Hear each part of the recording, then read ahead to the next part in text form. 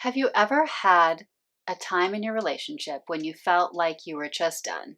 Not in a little way, you're frustrated in the moment, but something that lasted longer and you just were done. Like that's the best way I can describe it is that word. Like really felt like it fit where you were at. So, of course, this can very much mean that your relationship has run its course and it's just you're not able to together make it work. That's absolutely possible. But what I want to talk about in this video is how sometimes that can actually be the indication that you're ready for the real change, the real transformation. So this is an interesting case because you can't actually know this ahead of time. You can't really even know it in that moment when you have realized you're quote unquote done.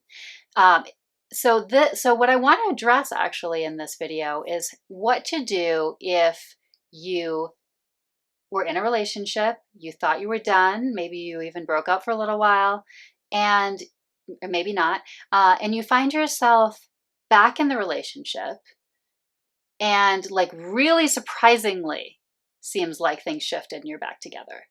So in that case, because of how extreme it was that you felt like you were done, I think sometimes we can question it a little bit. We can wonder, wait, did I just somehow cave somewhere in here? Was it that I wasn't ready to be independent or, break off the relationship?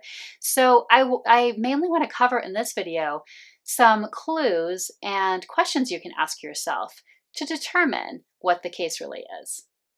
And again, I just want to make that caveat that this is not in all circumstances. So hopefully you won't use this video, to have hope for something that you really aren't able to make any progress with someone on, because that's not the intention. However, in my own experience, and I know in many other people's experiences, the times of the most real transformation in the relationship were preceded by almost like kind of a death and rebirth.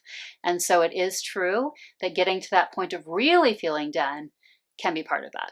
So how can you make sure it's not just pie in the sky or slipping back into old patterns? Ask yourself these things.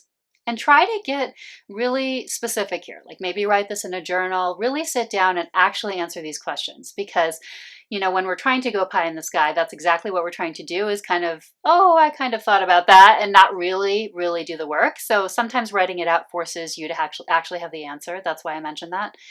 If you're able to do it, just thinking about it, that's fine. But make sure that you're really answering the questions. So number one is, are those stuck issues that got you to that point of being done? Maybe you were cycling over and over on issues and you just couldn't resolve them and the communication just broke down more and more. Whatever that trajectory was, are those stuck issues actually shifting now or maybe being actively worked on? And, sometimes this can almost seem magical. It's not really magical, of course. It's partly because we go through that process of transformation and of death and rebirth. But it can be often that it wasn't how you were imagining it to be, right? And that was really part of the stuckness. So you were imagining that it was going to look a certain way in the new communication or the new kind of pattern.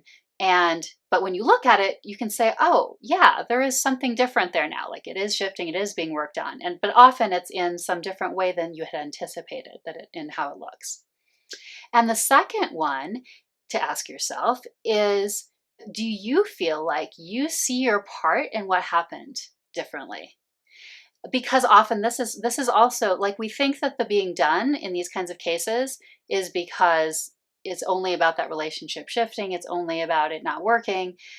But often it's because those blind spots or those stuck places in ourselves hadn't also shifted. And that's what's going to happen in the real big transformation when we really sort of hit essentially like we're hitting the bottom, right, in the relationship for a particular cycle that it's in. And so it's kind of not till we hit that bottom that we also ourselves, sometimes even from imagining ourselves not in the relationship fully, can sometimes see a new perspective, and we also have changed ourselves. So can you see some ways in which you take responsibility for things differently in the relationship? That's question number 2 to ask yourself. Question number 3, somewhat related because it's very much the focus on you, are to look at ways that you've changed from this cycle of change that happened, from this being done and then things coming back together in a different way.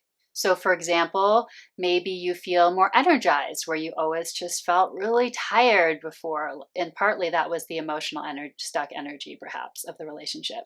Or maybe you sort of have a sense of being like older and wiser. Whatever that is, notice how you sort of yourself has changed on an interior level that isn't almost strictly to do about the relationship, but has to do with how you are as a person, how you think about things, your energy, all of those kinds of things. And I want to do a hint here, because if you're suppressing, if you really are doing the pie in the sky thing and you're just suppressing and you really slip back into the old patterns with your partner, you will have trouble feeling anything at all when you think about these issues. So that goes for all of the previous questions actually too. So any of these questions, this is sort of a side point. If you are suppressing, you will not really feel much about these things. So for example, in this third question where you're noticing transformations in yourself and in your way of being and your energy, when you feel into how you feel now and how it's different, you not only maybe feel the like wiser and that kind of thing, but you often do feel a sense of how it was difficult going through that ordeal, but you're on the other side of it. So it should feel maybe like also like you've been on this journey or this ordeal, and that was part of the transformation.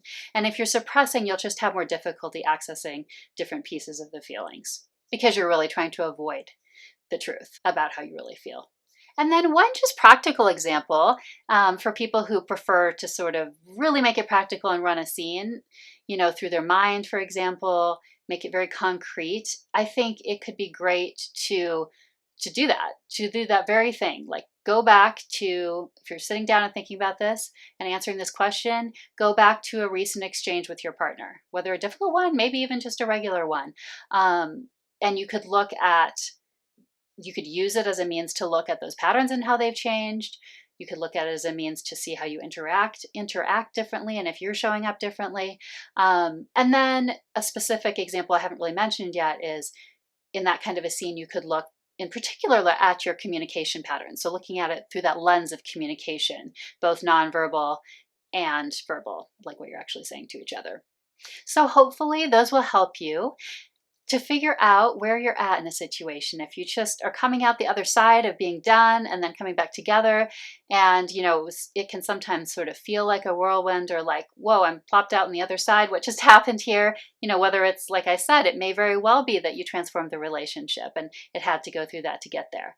But if you sort of want to examine that a little more, or if you're worried that it might actually be sort of a pie in the sky, but slipping back into the patterns thing, try to use these questions and hopefully that will help you to understand better where you're at now.